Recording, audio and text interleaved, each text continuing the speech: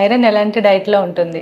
Iron absorption improve అవ్వాలి అంటే మనం వైటమిన్ సి రిచ్ డైట్ అనేది ఖచ్చితంగా ఇంక్లూడ్ చేసుకోవాలి. Citrus fruits like oranges, lemons, tomatoes and amla ఇవన్నీ కూడా మనకి vitamin C rich foods. Tea, coffee, milk. So ఈ 3 కూడా ఐరన్ టాబ్లెట్ వేసుకున్నప్పుడు అసలు తీసుకోకండి. కొన్ని ప్లాంట్స్ అండ్ నట్స్‌లో పల్సెస్‌లో ఏంటంటే ఫైటేట్స్ అని ఉంటాయి.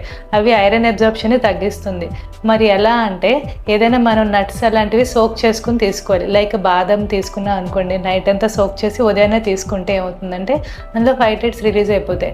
మనం ఏదైనా పప్పు చేయాలనుకుంటే కాస్త అట్లీస్ట్ ఒక 2 అవర్స్ ముందు నానబెట్టుకున్న తర్వాత కుక్ చేసుకోండి.